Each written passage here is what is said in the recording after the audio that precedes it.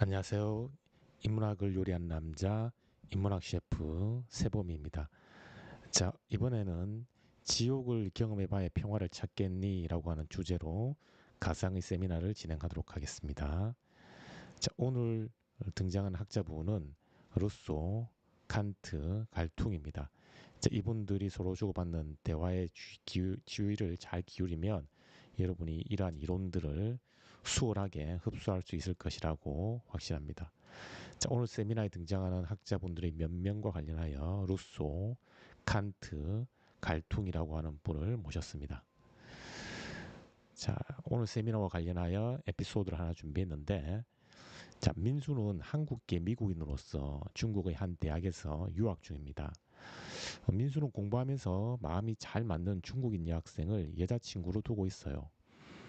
민수는 중국인 여자친구와 함께 공부하면서 서로의 부족한 점을 보완하기도 합니다. 특히 여자친구 덕분에 민수의 중국어 실력이 많이 향상되었고 언어적 장벽으로 인한 학업의 어려움을 잘 극복하고 있습니다. 자, 학업을 마친 민수와 여자친구는 결혼할 계획입니다. 자, 그런데 미국과 중국 사이 관계가 심상치 않아요. 소위 미중 패권 전쟁이 치열합니다. 중국은 자국을 중심으로 세계 질서를 재편하려고 시도합니다. 통화 전쟁과 관련하여 달러화를 앞지르는 위안화를 국제 통화로 안착시키려고 하지요. 첨단 기술을 확보하기 위해 수단과 방법을 가리지 않고 해외의 우수한 인재를 사냥하고 있어요. 왜냐하면 우수한 기술력 확보는 무역 전쟁에서 우위뿐만 아니라 군사 기술로 변형되어 자국의 군사력 증강으로도 이어지기 때문입니다. 물론 현재 미국이 중국보다 군사력과 경제력에서 우위를 차지하고 있어요. 하지만 중국의 급속한 성장으로 미국은 항상 긴장하고 있습니다. 민수와 여자친구는 이러한 미국과 중국 사이의 긴장이 자칫 군사적 충돌로 이어지지 않을까 불안합니다. 만약 그 우려가 현실이 된다면 둘 사이의 사랑에도 좋지 않은 영향을 미칠 것입니다. 민수는 미중 사이의 패권 전쟁으로 인해 여자친구와의 사랑에 문제가 생기지는 않을까 노심초사하고 있습니다. 자, 이 스토리와 관련하여 제가 먼저 말문을 트겠습니다. 자, 국제정치에서 국가 간 전쟁이 없는 상태를 영구적으로 확보하는 것이 가능할까요?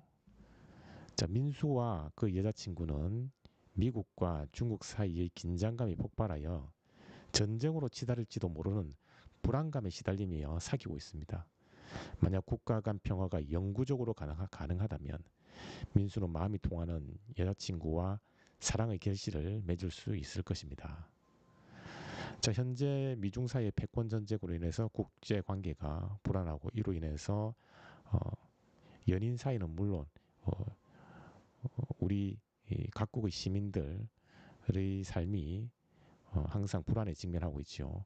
이러한 불안에서 자유롭게 되기 위해서는 국가 간 전쟁이 없는 국제 평화, 영구적인 국제 평화가 필요한데 과연 이것이 가능한지 제가 문제를 제기했습니다. 자, 이 문제에 대해서 루소 선생님께서 등장하셨습니다. 자, 사회계약서로 유명한 루소 선생님이 자, 저는 민수와 여자친구 사이의 순조로운 사랑에 회의적입니다. 국가 간 영원한 평화는 불가능합니다.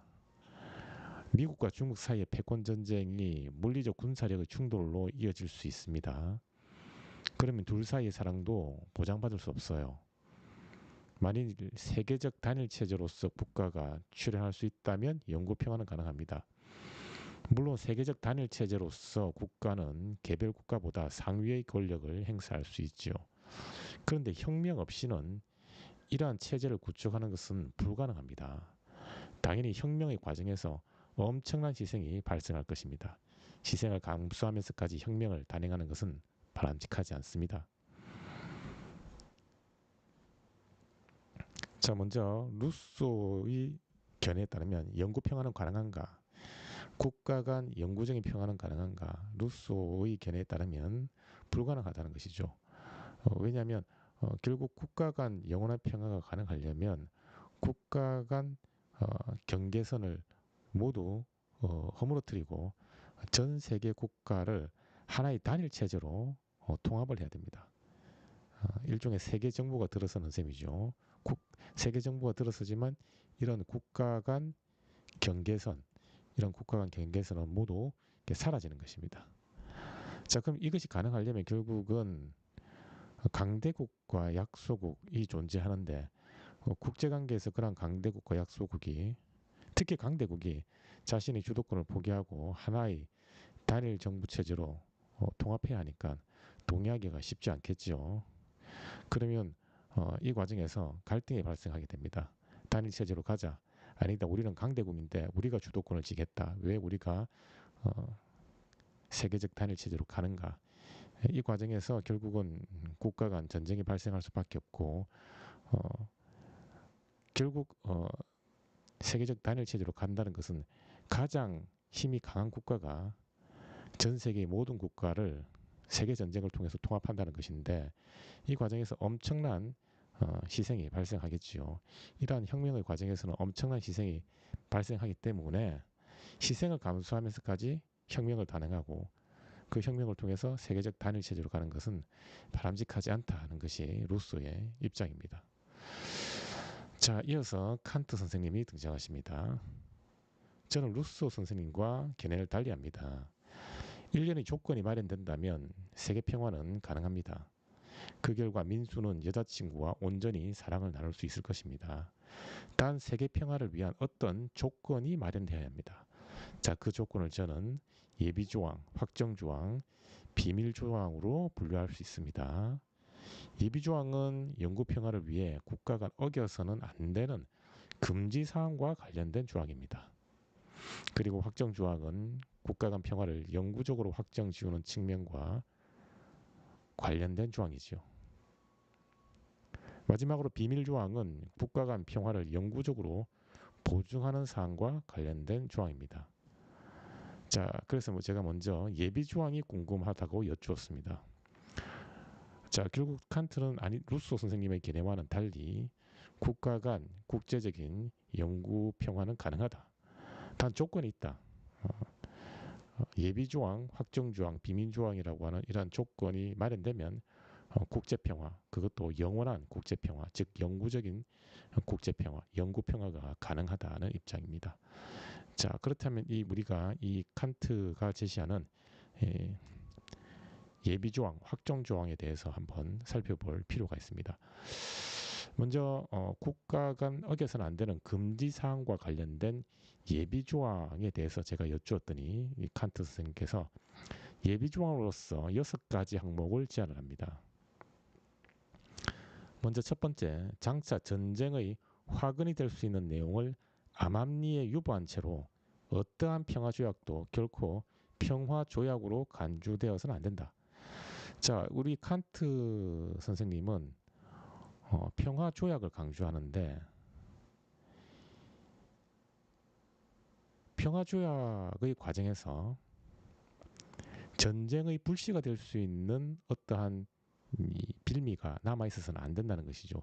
예를 들어서 A 국가와 B 국가 사이에 특정한 영토 영역을 두고 영토 분쟁이 발생하고 있는데 만약에 다른 국가에서 그 영토 분쟁의 대상이 되고 있는 지역을 단 1mm라도 침범을 하면 즉각 무력으로 공격하겠다. 이런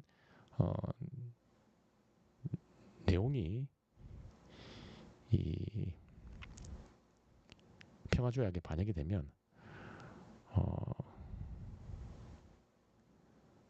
그것은 전쟁의 불씨가 될 수 있는 것이죠.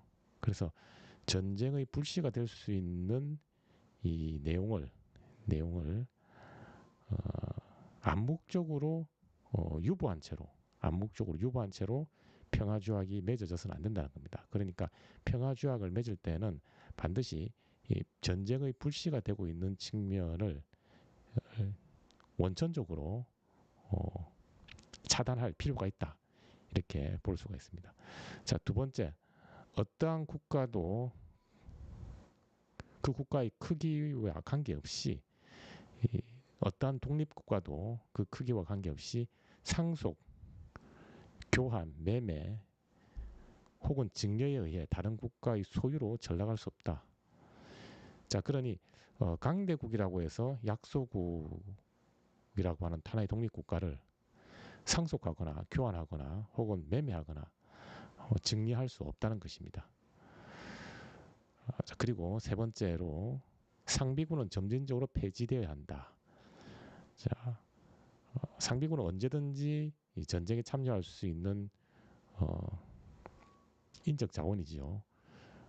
이러한 상비군은 갑자기 폐지할 수는 없어도 점진적으로 언젠가는 완전히 폐지돼야 된다. 이런 입장이고, 네 번째로 국가 간의 대외 분쟁을 고려하여 어떠한 국채도 발행되어서는 안 된다. 자, 국가 간 돈을 빌려주고 빌려받는 그런 국채 발행은 분쟁의 불씨가 될 수 있다는 것이에요. 예를 들어서 A 국가가 B 국가에게 돈을 빌려주었는데 B 국가에서 돈을 갚지 못하는 상황이 되었을 때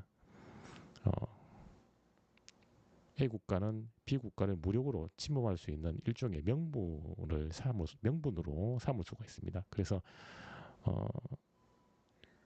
국제적인 대외 분쟁이 발생했을 때 국채를 빌미로 한 국가가 다른 국가를 무력으로 공격할 수 있는 여지를 남기기 때문에 이러한 대외적 분쟁을 고려하여 국가 간 국채 발행은 해서는 안 된다. 이런 입장이고, 자, 다섯 번째, 어떠한 국가도 다른 국가의 체제와 통치에 무력으로 간섭해서는 안 된다. 그래서 국가 간 불간섭의 원칙을 강조하고 있습니다. 특히 이 무력으로 한 국가가 다른 국가를 간섭하는 것은 용납하지 않는다.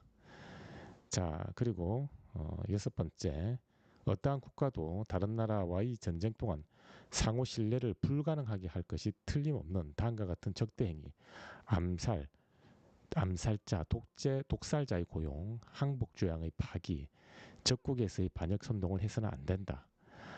자, 그러니 이 여섯 번째 조항은 결국 전쟁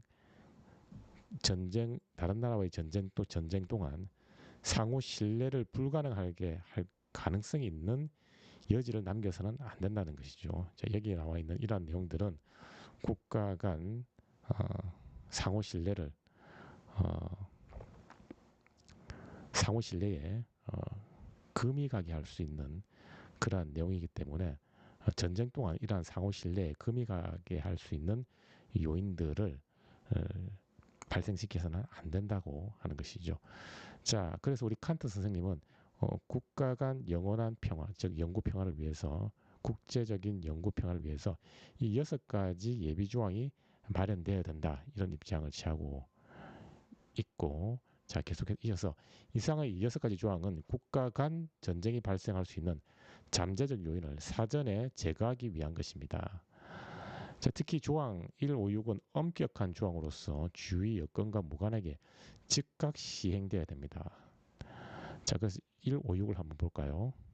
첫 번째는 자, 전쟁의 화근이 될 수 있는 내용을 유보한 채로 평화조약을 맺어서는 안 된다는 것이고, 다섯 번째 조항은 다른 국가에 무력으로 개입해서는 안 된다.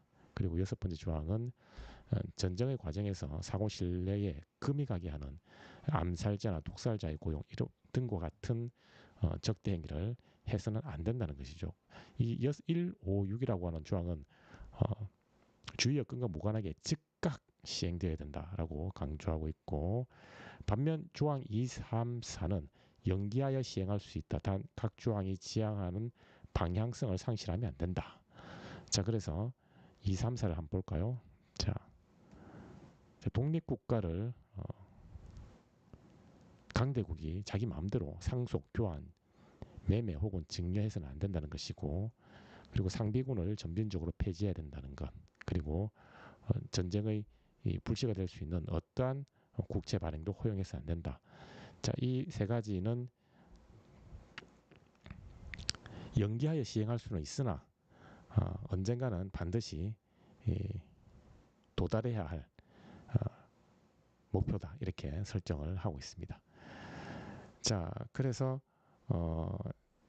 국가 간 전쟁이 발생할 수 있는 잠재적 요인을 사전에 차단하기 위한 예비조항 6가지를 살펴보았고, 자 이제 이어서 제가 그럼 확정조항에 대해서 안내를 해 주십시오 이렇게 여쭈었더니 칸트 선생님께서 자 확정조항으로서 3가지 항목을 제안합니다. 자 칸트 선생님은 자 이 전쟁을 영구평화를 확정 지을 수 있는 영구평화를 결정적으로 확보할 수 있는 이 3가지 조항을 제시하고 있습니다. 그러니 어떻게 보면 칸트 선생님께서 제시하는 조항 중에서 가장 중추적인 측면이다 이렇게 볼 수가 있습니다.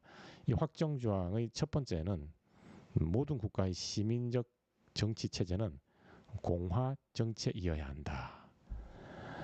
두 번째는 국제법은 자유로운 국가들의 연방 체제에 기초하지 않으면 안 된다. 그리고 세 번째, 세계시민법은 보편적 환대 혹은 우호의 조건들에 국한돼야 된다. 이렇게 확정조항 3가지를 제시하고 있는데요. 먼저 첫 번째 확정조항은 국내법과 관련된 것인데 국내법에 따르면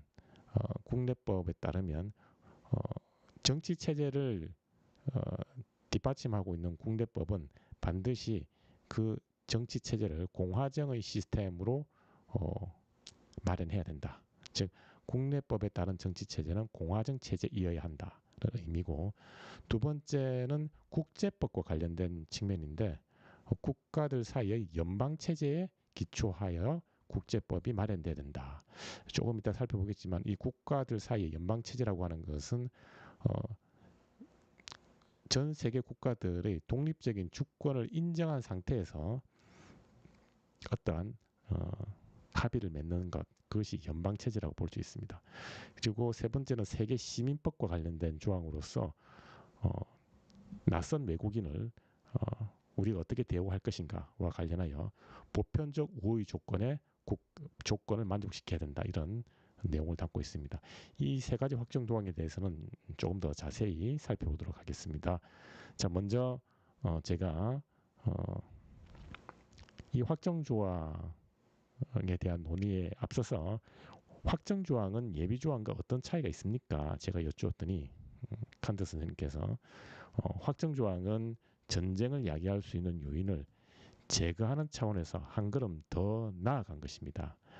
자, 앞서 우리가 살펴봤지만 이 확정 조항은 전쟁이 발생할 수 있는 잠재적 요인을 사전에 제거하기 위한 예비 장치다 이렇게 볼 수가 있습니다. 그런데 이 확정 조항은 전쟁을 야기할 수 있는 요인을 제거하는 차원에서 한 걸음 더 나아가서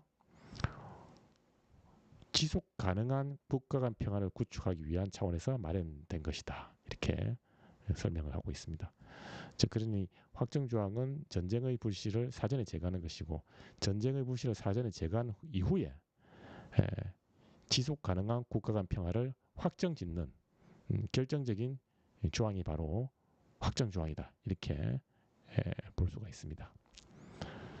자, 그러면 제가 첫 번째 확정 조항이 어떻게 지속 가능한 평화에 기여할 수 있습니까? 즉, 첫 번째 확정 조항이 어떻게 영구 평화에 기여할 수 있습니까? 이렇게 여쭈었더니 칸트 스님께서 확정 조항 1과 관련하여 국내의 정치 시스템은 공화정 체제로 구성되어야 합니다.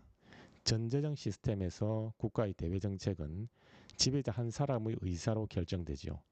지배자는 자의적 혹은 즉흥적으로 국운이 달린 결정을 내릴 수 있어요. 자, 그래서 엄청난 희생이 따르는 무모한 전쟁이 아무런 심의 과정이 없이 개시되기도 합니다.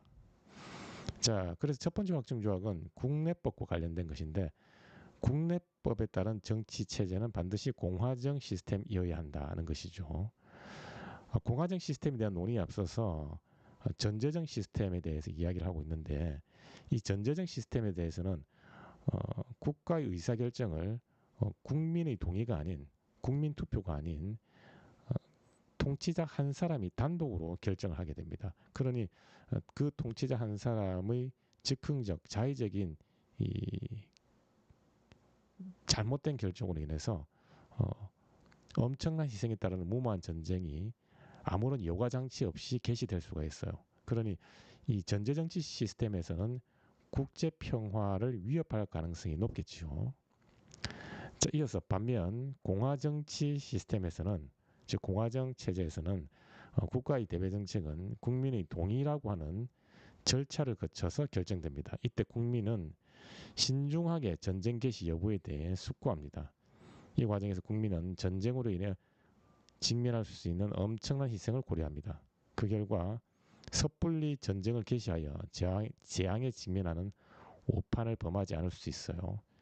결국 공화정치 시스템에서 전쟁을 선포하는 것은 결코 쉬운 일이 아닌 셈이지요. 따라서 영구평화의 선결 조건으로서 공화정 시스템이 요구됩니다. 자, 우리 칸트 선생님은 첫 번째 확정 조항에서 국내법, 정치 체제를 뒷받침하는 국내법은 공화정 시스템을 지지해야 한다는 입장입니다. 왜 그러면 공화정인가? 왜 하필 공화정인가?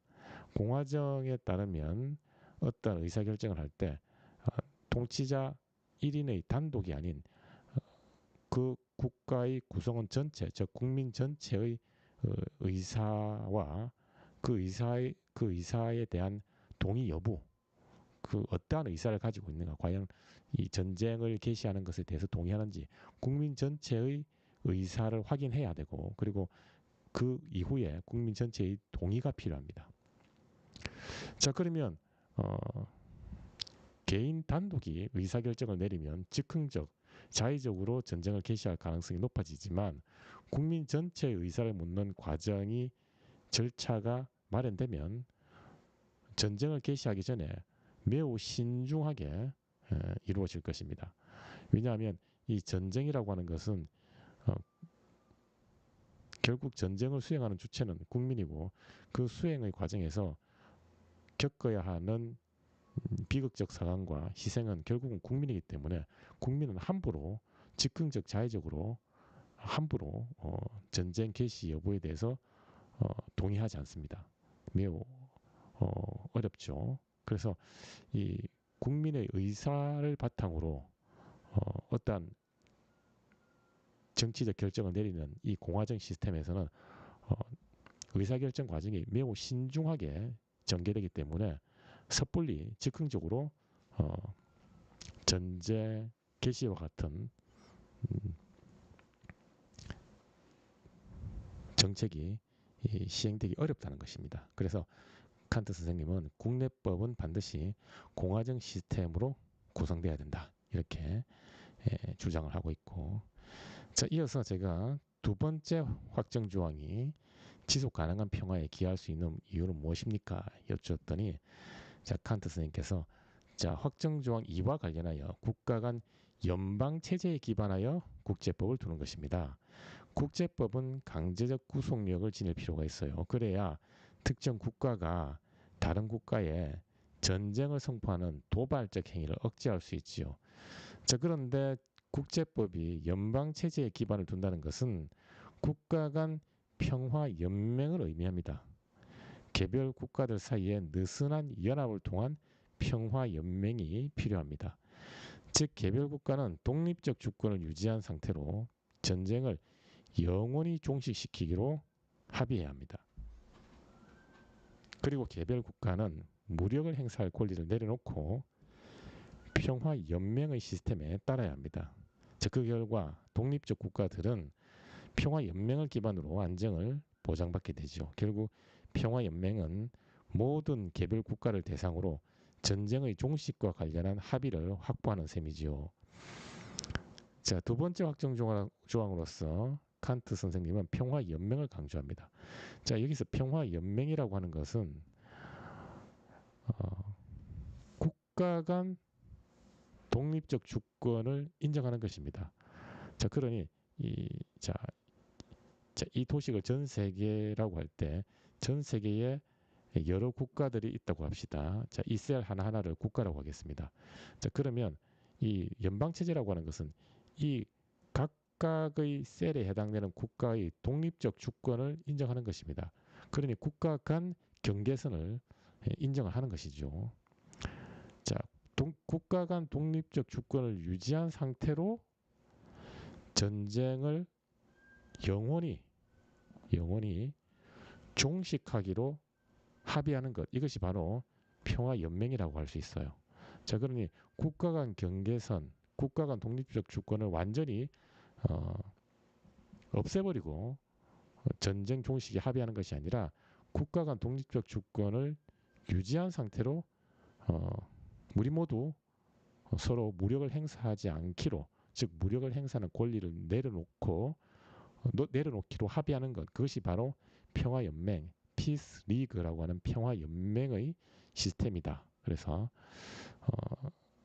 국가 간 독립적 주권을 유지한 상태로 영원히 전쟁을 영원히 종식하기로 합의하는 것, 이러한 평화연맹이 마련돼야 된다, 이런 입장이시죠. 자, 그래서 제가 칸트 선생님께 다시 여쭈었습니다. 칸트 선생님은 세계적 단일 정부 시스템을 통해 세계 평화를 확보하는 방법 방안에 대해 회의적이시군요. 자, 그래서 세계적 단일 정부 시스템이라고 하는 것은 이 국가 간 경계가 모두 허물어지는 상태죠. 그러니 도식적으로 표현하자면 국가 간 경계가 있는 상태에서 국가 간 경계가 완전히 무너진, 국가 간 경계가 완전히 무너진 이런 세계적 단일 정부 시스템에서 이 세계적 단일 정부 시스템을 바탕으로 전쟁 종식에 진입하는 것, 여기에 대해서는 회의적입니다. 그래서 왜 그런지 제가 여쭈었어요. 자, 그러니 칸트 선생님께서 물론입니다. 특히 저는 개별 국가가 독립적 주권을 포기하고 단일한 세계 정부를 세우는 방안에 대해 반대합니다. 세계 정부는 개별 국가의 자유를 침해할 수 있지요. 그리고 세계 정부는 어떠한 이론이 정당하다 할지라도 실천적으로 옮기지 않는 독단을 범할 수 있습니다. 자, 결국 이 단일한 세계 정부가 신뢰할 만하지 않다는 것이죠. 이 단일한 세계 정부가 언제든지 이 기존 국가의 이 자유를 침해할 수 있고 자의적, 독재적으로 어떤 의사결정을 할 수 있기 때문에 이 단일한 세계 정부의 부패 가능성, 단일한 세계 정부의 절대적 권력을 마음대로 휘두를 수 있는 가능성, 이러한 것들을 우려하여 칸트 선생님은 단일한 세계 정부를 반대하고 개별 국가의 독립적 주권을 인정한 상태에서 그 개별 국가가 영원히 전쟁을 하지 않기로, 즉 무력을 내려놓기로 합의하는 것, 즉 평화 연맹, 피스 리그라고 하는 시스템을 지지한다, 이렇게 볼 수가 있습니다. 자, 이어서 제가 두 번째 확정 조약은 결국 평화 연맹을 지지하는 셈인데, 그렇다면 평화 연맹과 평화 조약 사이에는 어떤 차이가 있나요? 이렇게 여쭙습니다.